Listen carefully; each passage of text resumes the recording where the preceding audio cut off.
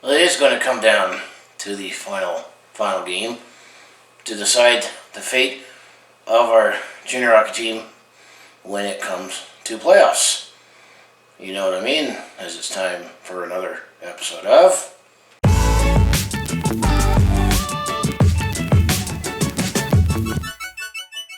Hi there, it's Brett Hornby here, and welcome back to my YouTube channel. And yeah, it's a different intro as welcome back to another episode, but this time my Calgary Hitmen in 4.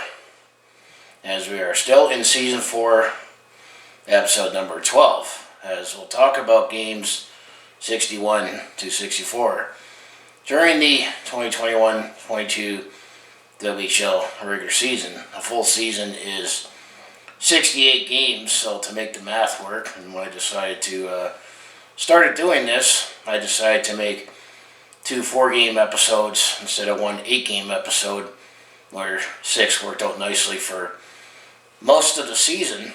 But I think with this season, how it's coming down to the final games, this actually works out perfectly, and I'm going to say the Calgary Hitmen, despite still having rough playoff odds, and they're either going to just miss it or draw an unfavorable matchup, there was a couple clutch wins, so that they still have something to play for coming down the final stretch. So before I get into my notes and recap how the past 4 games went for the Calgary Hitmen, if you want to follow along with this Calgary sports fan's journey, home of the Flames, Hitmen, Roughnecks, and Stampeders, just make sure you hit like and subscribe, as I mostly do top Calgary sports content on my YouTube channel. I do have a variety of non-sports content already on my channel library right now, but just lately, the last several months, just been too busy and feeling a little rough to make content as much as possible, but I still do have plans later this year.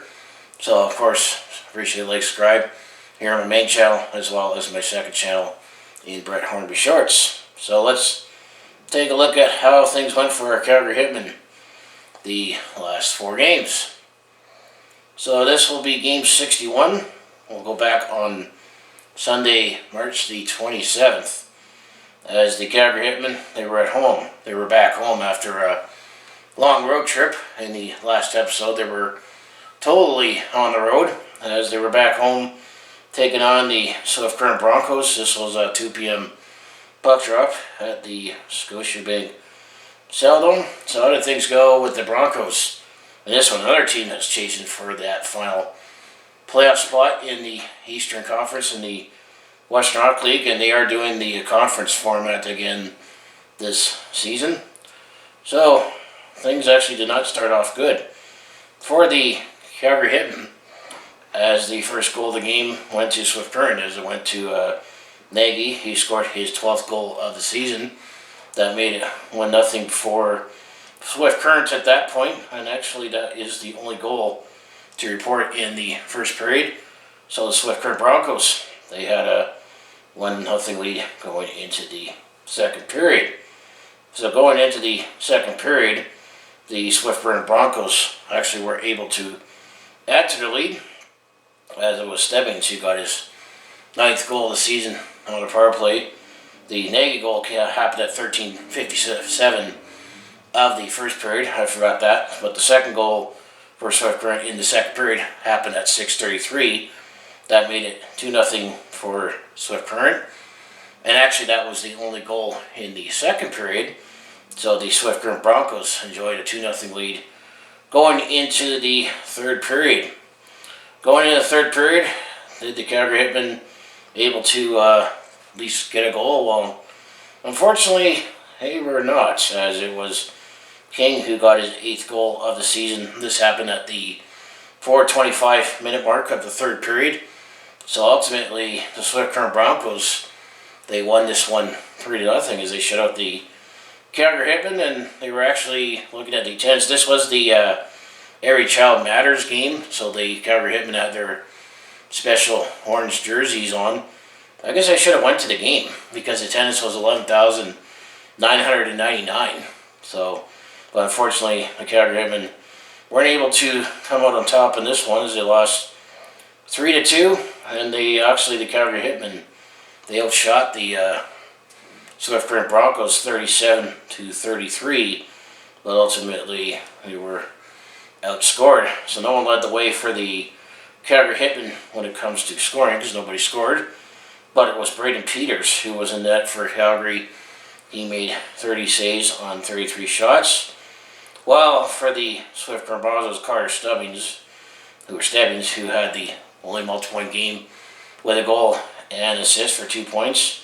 And it was Isaac Cloutier who was in net for the Swift Current Broncos. He made 37 saves in the shutout. So things did not start off well for this episode, as the Calgary Hitmen lost 3-0 to Swift Current, especially making the playoff odds look a lot thinner at that point. So that was game 61. So game 62, this happened in the middle of the week on Wednesday, March the 30th, as the Calgary Hitmen were still at home. This time they were hosting the Medicine Tigers.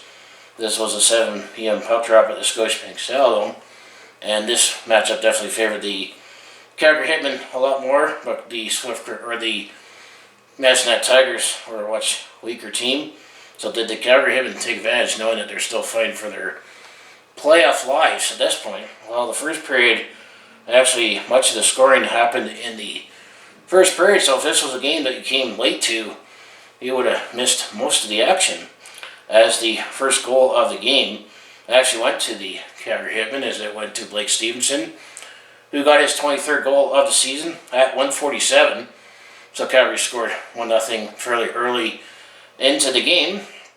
And then Mike Finley actually scored for Calgary at 8:49, his second of the season, to make it 2-0. So Calgary had a 2-0 lead fairly early in the first period at this point. However, Madison Hat was able to get within one, as was Basha, who got his 4th goal of the season. This happened at the 16:07 minute mark of the first period, so to make it 2-1 for Calgary at that point. And then Cale Zimmerman, he scored a dagger with 3 seconds to go in the first period at 19:57, his 12th of the season. So the Calgary Hitmen, they had a 3-1 lead and took a 3-1 lead going into the second period. So first period had 4 goals of it to begin, and then the second period there was actually no scoring, so it was still 3-1 for Calgary, but there definitely was a lot of penalties, as there was some rough stuff that we can highlight later in the second period, as it was slowed down with a lot of penalties. At the 17:04 minute mark of the second period, it was Tyson Galloway who got a fighting major with Stephen Arp for Madison Nat. And actually Tyson Galloway got the 2 minutes instigator or unsportsmanlike conduct as well. So that was the rough stuff to highlight. There were a lot of coincidental minors that happened in the second period, so there was no scoring to report. But the Calgary Hitmen and the Medicine Tigers engaged in some physical stuff. So now going into the third period, still 3-1 for Calgary. Madison Hat actually got within one, as it was McNeil who got his 9th goal of the season. This happened at 4:09 of the third period to make it 3-2 for Calgary, and actually Calgary was able to hang on, including Keegan Slaney, who took a double minor, or not double minor, a 2-minute minor in the last 2 minutes of the third period to go down shorthanded. So the Madison Tigers might have had an opportunity to try to capitalize, but ultimately the Calgary Hitmen won this one 3-2. So they did actually take advantage of the opponent to win 3-2, and ultimately also shot the Madison Tigers 39-28 overall. So anyway, for the Calgary Hitmen, there was no one who had a multi-point game. I guess it was Mason Finley. I meant to say Mason Finley who got the goal, not Matt Finley. And then Cale Zimmerman is Blake Stevenson who scored all for the Calgary Hitmen. And it was Ethan Bonaventura who was in net for Calgary in this one. He made 26 saves on 28 shots. Well, no one had a multi-point game for the Madison Tigers, but it was Garen Bjorklund who was in net for Madison. He made 36 saves on 39 shots. So that was game 62, as the Calgary Hitmen won this one 3-2. So the next game, game 63, this happened on Friday, April the 1st, as this was a big weekend for the Calgary Hitmen, as they had a home weekend set with the Swift Current Broncos again. But Friday first, this was on the road, as the Calgary Hitmen were at the Innovation Credit Union Iplex. That was a 6 p.m. puck drop. So how did the Calgary Hitmen do in this one against the Swift Current Broncos after losing 3-0 earlier the week at home? Well, actually Swift Current did actually open up the scoring in this one, as it was King who got his 10th goal of the season on the power play at 4:43. So Swift Current had an early 1-0 lead at this point in the first period. However, Calgary was able to at least get a goal in this one, and they got a few more after this one, as it was Sean Shigell who got his 21st of the season at 16:48 to make it a 1-1 game. And that's actually how things stood after the first period with a 1-1 tie. Rush stuff to a highlight, as at the 19-12 minute mark of the first period, Blake Stevenson and Brendan Lewis had a fight, and actually Brendan Lewis for the Swift Current Broncos had a 10-minute misconduct, so Calgary actually came out ahead on this one, on this fight. So some rough stuff to highlight to end off the first period, as both teams are playing for their playoff lives to have a reward to play either Winnipeg or Edmonton in the first round, but it's a few more games to add to your experience for playoffs. So 1-1 going into the second period.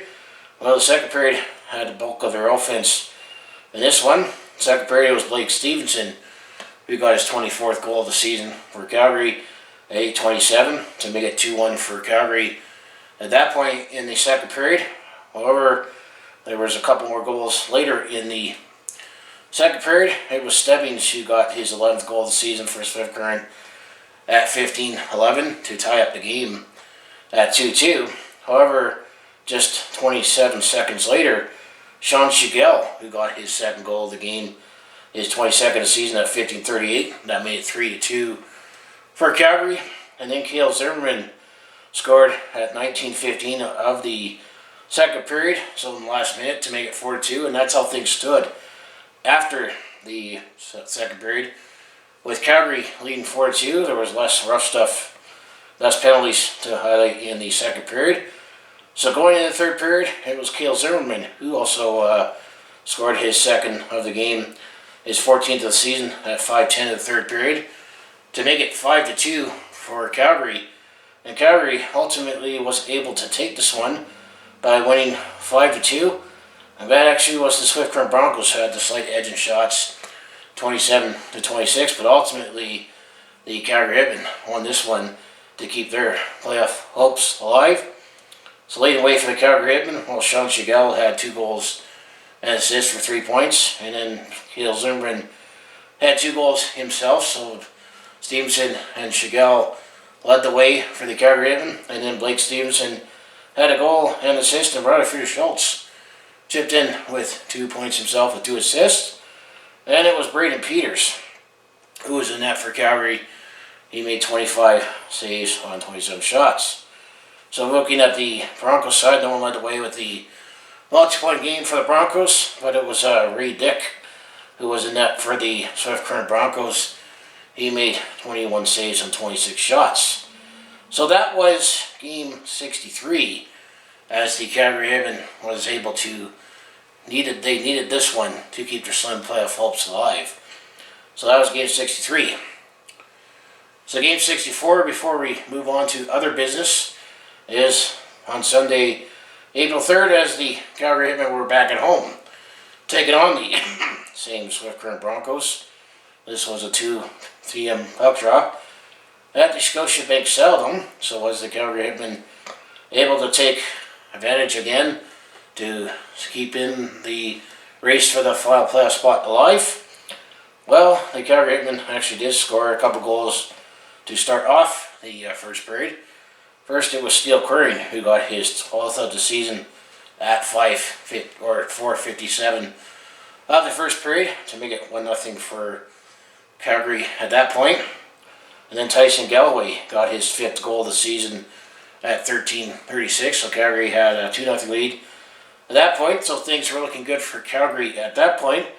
However, it was Hillman who got his 23rd goal of the season for Swift Current just over a minute later, at 14:49. So Calgary still enjoyed a 2-1 lead at that point, and that's actually how things stood after the first period, as the Calgary Hitmen had a 2-1 lead. At that point, there was regular rough stuff. Nothing that stood out in the first period. Penalty summary. So going into the second period, the Calgary Hitmen were able to add to the lead. There was only one goal that happened in the second period, as it was Zach Funk who got his 19th goal of the season on the power play at 8:58. So that made it 3-1 for Calgary at that point, and that's how things stood going into the third period, as Calgary was still looking like they're in control in this one. However, we've got some rough stuff that we'll highlight once we get into the third period summary. But first, the Calgary was able to add to the lead to make it a 3-goal lead, as it was Caleb Slipman who got his 9th goal of the season at 5:30 to make it 4-1 for Calgary at that point in the third period. And then at the 6:44 minute mark, there was some roughing stuff, as there were 3 roughing penalties for Swift Current, as is Graham Bierski, Eric Van Imp, and Matthew Ward all had penalties at the same time, with Riley Fischer-Schultz and Caleb Zimmerman at 6:44. So Calgary still came out ahead in that rough stuff, but that was one of the rough stuff to highlight early in the third period. And then before Swift Current scored a couple goals in the third period, at 12:56, there was some more rough stuff, as it was Josh Davies and Matthew Ward. Once again, there had some roughing penalties with Keys and Slaney and Blake Stevenson. So there were a couple of scrums that the referees had to deal with in the third period of this one. Definitely both teams are hungry to get themselves in the playoff hunt. So after all that, King did score his 11th goal of the season on the power play for Swift Current at 13:31. So that made it 4-2. Excuse me, for Calgary at that point. However, Patterson scored late for Calgary his first goal of the season at 18:17 to make it 5-2 for Calgary. So just like on the game on Friday on the road, the Calgary Hitmen were able to win this one 5-2 as well. Like I say, keeping pace in the race for the final playoff spot in the Eastern Conference. And the Calgary Hitmen also outshot the Swift Current Broncos 48-31 overall. So leading the way for the Calgary Hitmen, while Blake, Braden Slipman, Tyson Galloway, Zach Funk all each had a goal and 2 assists. Leading the way for the Broncos was Eric Van Imp, who had 2 assists. So when it comes to the goaltending story of the game, Braden Peters was in net. He made 29 saves on 31 shots. Well, for Swift Current, it was Isaac Puche who was in net. He made 43 saves on 47 shots. So that was game number 64. So now we'll already get into the stats and standings part of the video, because this is only a 4-game recap. So the Calgary Hitmen, after 64 games, they have 25 wins, 31 losses, 6 overtime losses, and 2 shootout losses, which gives them 58 points overall in the season. 5th in the Central Division, and they're 1 point back behind the final playoff spot. So they still got some work to do. They still, in somewhat, control their own fate. But if you look at the schedule, it might be a little tough for the Calgary Hitmen to get in the playoffs. So just the top 5 scorers right now for the Calgary Hitmen is, after 61 games, it's Riley Fischer-Schultz, who's leading the team in scoring with 27 goals, 39 assists for 66 points. Second is Sean Shigel. After 63 games, he has 22 goals, 34 assists for 56 points. Blake Stevenson is third after 68 games, because he did play some games before he got traded here. He had 24 goals, 30 assists for 54 points. Zach Funk is fourth in scoring in 59 games. He has 19 goals, 18 assists, 37 points. And then Caleb Zimmerman rounds out the top 5. In 61 games, he has 14 goals, 14 assists for 28 points. So when it comes to the goaltending story, Braden Peters, after 45 games, he has 21-21-2. He has 3 shutouts. He has a goals against average of .285. And Anthony Bonaventure, in 20 games, he has 4-10-4 with a .352 goals against average and no shutouts at that point of the season. So now, if we take a look at the standings, shall we, as playoff picture is starting to come a little clearer as there's 4 more games to go for many teams in the regular season. So when it comes to the Western Conference, start off at the U.S. Division. Everett is in first in the U.S. Division. They have clinched the division after 65 games. They have 100 points. Portland, after 65 games, is second. They have 23 points, and they clinched the playoff spot. And then Seattle is third after 64 games. They have 86 points. They clinched themselves the playoff spot. Spokane, after 65 games, they have 51 points. I think they're not going to make the playoffs. And then Tri-City, after 65 games, they have 41 points. So that is the U.S. Division. Now going to the BC Division. Kamloops leads the way and has clinched the BC Division. They have 96 points in 65 games. Then Kelowna, they are also in the playoffs. After 64 games, they have 84 points, and then it really tails off, as it looks like that actually maybe Spokane might still make the playoffs, because there's only 5 playoff spots that have been clinched in the Western Conference. Vancouver in 63 games, they have 50 points. Victoria has 65 points and 50 points. Prince George is last, they have 65 points and 49 points. So I think only Tri-City is the only team that is eliminated in the Western Conference at that point. So now if we go into the Eastern Conference, well, actually 7 playoff spots have all been clinched, so there's only 1 more spot left that the Calgary Hitmen are still in. So starting in the Central Division, where the Calgary Hitmen are, well, in first place, the Edmonton Oil Kings, they have clinched the Central Division.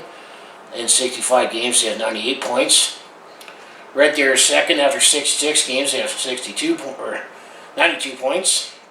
Third place is Lethbridge. They have clinched the playoff spot. In 65 games, they have 65 points. And Swift Current, after 67 games, so they only got 1 more game left, they have 59 points. Calgary, they have 64 games, 58 points, so Calgary's 1 point behind Swift Current, but they got 3 games in hand. Medicine Hat, they will not make the playoffs. They have 65 games and 26 points, I meant to say. So now go to the East Division. The Winnipeg Ice, they have clinched the East Division. They have 103 points in 64 games. And then second place is Saskatoon. They have clinched the playoff spot. They have 78.67 games. Third place is Moose Jaw. They have 77.64 games. They clinched the playoff spot. Then the Brandon Wheat Kings, they are in fourth place. They have 73 points in 64 games. Clinched the playoff spot. Then Prince Albert, they have 57.65 games. And the Regina Pats, they have 55 points in 64 games. So right now, you only have 1 playoff spot still remaining in the Eastern Conference, and it's going to be between 4 teams. As I think the only team that will not catch is Medicine Hat, but Swift Current, Calgary, Prince Albert, and Regina could still get that final playoff spot in the Eastern Conference. Well, looking out west, I'm going to say the only team that will not catch the final playoff spot looks like it's going to be the Tri-City Americans, but you still got Spokane, Vancouver, Victoria, Prince George, but they still have 3 playoff spots available. So there's definitely going to be an interesting race for the final playoff spot. I'm going to still say the Calgary Hitmen have less than a 50% chance to make the playoffs in my mind, considering they're still with a few other teams. And this is when we'll jump into the looking ahead part for the final 4 games of the regular season. So now looking ahead, this is where I think the Calgary Hitmen might, depending on how the teams that have already have playoff spots clinched, or if they're going to rest any players or not. But looking ahead, Game 65, this will be on Saturday, April the 9th. The Calgary Hitmen will be on the road as they'll be taking on the Lethbridge Hurricanes at the NMAX Center, 7 p.m. puck drop. Calgary's had up and down with the Lethbridge Hurricanes this year, but I think the Calgary Hitmen have been on the wrong end of it more often than not. Game 66, this will be the next night on Sunday, April 10th, as the Calgary Hitmen will be hosting the Edmonton Oil Kings. 2 p.m. at Scotiabank Saddledome, Edmonton's own Calgary this season, so that's going to be tough. And then game 67 on Wednesday, April the 13th, the Calgary Hitmen will be hosting the Red Deer Rebels. That'll be a 7 p.m. puck drop at Scotiabank Saddledome. Red Deer has owned Calgary for much of this season. And then the last game on Sunday, April 17th, the Calgary Hitmen will be hosting the Lethbridge Hurricanes. This will be a 2 p.m. puck drop at the Scotiabank Saddledome, and that game was rescheduled from Saturday, January the 1st. So Calgary has 2 games against Lethbridge, both one at home, one on the road, and then they host the Edmonton Oil Kings and the Red Deer Rebels. So I think the Calgary Hitmen's strength of schedule is going to stack the playoff odds against them, but that is the last 4 games of the regular season, so depending on what happens in the next 4 games, this might be the end of the season 4. When it comes to my Calgary Hitmen game recaps, or if they're able to get into the playoffs, then I'll do a first round preview and a first round recap. But I think if I were to bet any money on it, I think the next episode is probably going to be it for season 4. But we'll see what happens. So that's what I have for my Calgary Hitmen for recapping how the past 4 games went. Those 2 games that they did win against the Swift Current Broncos, I'm going to say it still kept them in the conversation in the final weekend to at least be in the hunt for the playoff spot. It's definitely going to be a mad dash, and I believe they scheduled the game Tuesday, April 19th. I think the league also scheduled some tiebreaker games if there's any necessary for deciding a playoff spot. So stay tuned for the next episode on if the Calgary Hitmen are going to the playoffs or not. So anyways, like to say, if you want to follow along with this Calgary sports fan's journey, home of the Flames, Hitmen, Roughnecks, and Stampeders, I mostly do talk Calgary sports on my YouTube channel where I recap games and stories like this, for example. But I also do have a variety of non-sports content, which the keywords have been when I've had time.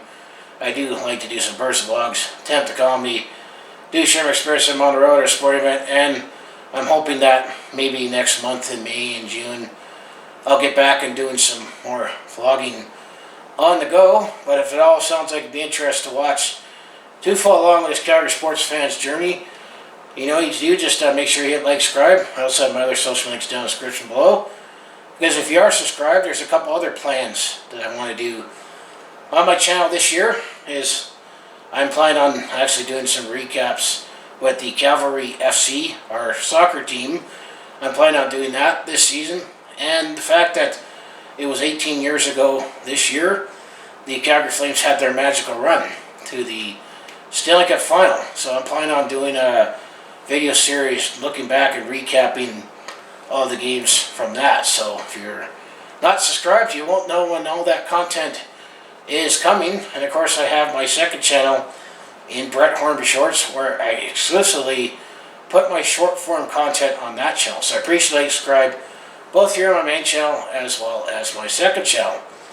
So I'm going to say, yeah, definitely been busy and just some parts feeling rough on the weekends that haven't been able to upload as much content as I want, but at least get the game recaps in when I can. But I do still have some catching up that I want to do, hopefully in the next few days. So anyways, going to say, let's go Hitmen. Let's hope we can maybe surprise me and make the playoffs and actually not get swept in the first round. But we'll see what happens in the next episode if we're in the playoffs or not. So I just want to say, let's go Hitmen. Thanks for watching, and I'll see you in the next video.